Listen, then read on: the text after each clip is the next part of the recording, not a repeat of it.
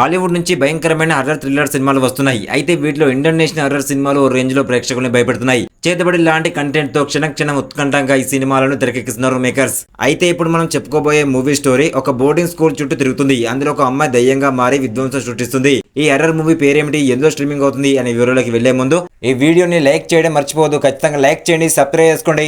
ఇక స్టోరీ గురించి మాట్లాడుకుందాం. హెలినా అనే యువతి ఒక ఇస్లామిక్ బోర్డింగ్ స్కూల్లో విద్యార్థినిగా చేరుతుంది. హెలినా మెతక స్వభావం కలిగిన మనిషి. తన సహ విద్యార్థుల చేత బెదిరింపులకు గురవుతూ ఉంటుంది. ఆమె అక్కడ ఉన్న కొంతమంది అమ్మాయిలు పెట్టే టార్చర్ ను తట్టుకోలేకపోతుంది. ఒక రోజు హఠాత్తుగా ఆమె వింతగా ప్రవర్తిస్తూ బిల్డింగ్ మీద నుంచి కింద పడి మరణిస్తుంది.